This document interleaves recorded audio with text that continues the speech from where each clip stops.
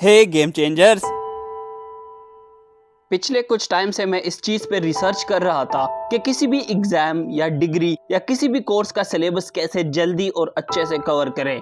इसलिए मैंने दुनिया के सारे best top memory trainers, psychologist, learning experts और अपने अपने फील्ड्स में ओवरऑल टॉपर्स के रिपोर्ट्स, रिसर्चेज और बुक्स पढ़ी, जैसा कि केल न्यूपोर्ट जिसने स्टडी के ऊपर पूरी दुनिया की बेस्ट सेलिंग बुक्स लिखी, deep work, how to become a straight A student, how to win at college, how to be a high school superstar और बहुत सारी अमेजिंग बुक्स। इसके अलावा प्रोफेसर मार्टी लॉबडेल जिसने स्टडी लेस स्टडी स्मार्ट में दुनिया के सारे बेस्ट स्टडी और लर्निंग टेक्निक्स बताए और उस पर 37 पेजेस की एक बुक लिखी। इसके अलावा कॉम्पिटिटिव एग्जाम्स जैसा कि IIT, AIIMS, SCCA, NEET, CSS, national MDCAT और ई कैट के टॉपर्स की इंटरव्यूज भी सुनी, जो इस वीडियो में मैं आपको डिटेल से बताने वाला हूँ। इसीलिए ये वीडियो पूरी रिसर्च बेस है जो कि आपके लिए बहुत ही जरूरी है। तो चलिए स्टार्ट करते हैं। पहला पॉइंट ये कहता है your whole syllabus is not important. आपका पूरा सिलेबस इम्पोर्टेंट नहीं है। शौक हो गए ना आप? आप सोच रहे होंगे कि अगर सिलेबस में है तो इम्पोर्टेंट ही होगा, लेकिन ऐसा नहीं है। अगर ये बात स्टूडेंट्स भी समझ जाए तो उनकी बहुत ज्यादा स्ट्रेस और एंजाइटी दूर हो जाएगी, जिसके बाद वो बेस्ट मेंटल स्टेट में अच्छे से स्टडी कर सकते हैं। कैल न्यूपोर्ट कहता है कि बस अपने पूरे सिलेबस को स्टार्ट से लेकर एंड तक हर चैप्टर और उस चैप्टर के हर आर्टिकल के हर लाइन का हर एक वर्ड पढ़ने मत बैठ जाओ, क्योंकि ऐसा करने से आप अपना बहुत ज्यादा कीमती टाइम उन चीजों पे वेस्ट कर लोगे जो एग्जाम में आने वाले हैं ही नहीं। और अगर आप इसी टाइम को स्मार्ट तरीके से उन चीजों को पढ़ने में लगा दो जो एग्जाम में आएंगे, तो आप बेस्ट ग्रेड्स लेकर टॉप में आ सकते हो। अब आप पूछोगे हमें ये कैसे पता चलेगा कि कौन सी चीज एग्जाम में आएगी और कौन सी नहीं? पेपर हम थोड़ी बनाते हैं, ये क्या मजाक है? तो इससे पहले कि मैं आपको इसका आंसर दूं कि आपको सिलेबस की कौन सी चीजें पढ़नी चाहिए और कौन सी नहीं, हम ये देखते हैं कि क्यों और कैसे पूरे सिलेबस का बस छोटा सा पोर्शन आपको ज्यादा मार्क्स दे सकता है। तो इसके पीछे पूरी दुनिया का एक इफेक्टिव और पावरफुल प्रिंसिपल है जिसका नाम है परेटो प्रिंसिपल। ये प्रिंसिपल विल्फ्रेडो परेटो ने डिस्कवर किया था जब आज से करीबन 200 साल पहले 1897 में वो इंग्लैंड के वेल्थ डिस्ट्रीब्यूशन के बारे में रिसर्च कर रहा था। उसने देखा कि पूरी इंग्लैंड में 80% पैसा और वेल्थ बस सिर्फ और सिर्फ 20% लोगों के पास है।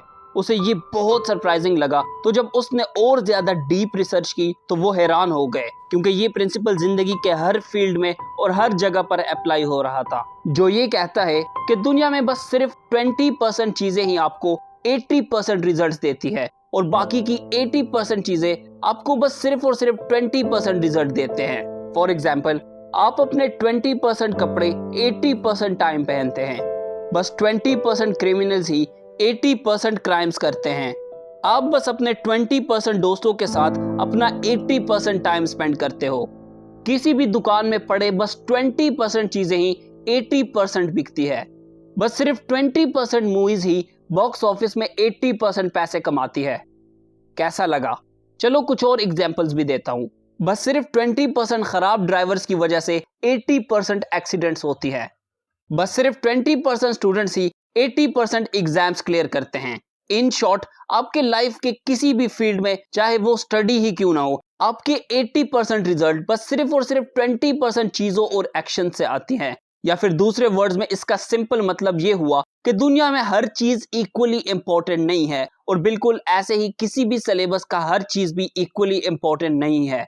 एग्जाम में ज्यादातर क्वेश्चंस बस कुछ ही टॉपिक से पूछे जाते हैं। अब इसका मतलब ये भी नहीं हुआ कि एग्जैक्टली बस 20% सिलेबस से ही एग्जैक्टली बस 80% क्वेश्चंस पूछे जाएंगे, लेकिन इस बात की ज्यादा गारंटी है कि आपके 30 to 40% सिलेबस से आपके ऑलमोस्ट 70 to 80% क्वेश्चंस आते हैं। मतलब कि आपके सिलेबस का कुछ हिस्सा आपको ज्यादा मार्क्स दे सकता है और ज्यादा इंपॉर्टेंट है।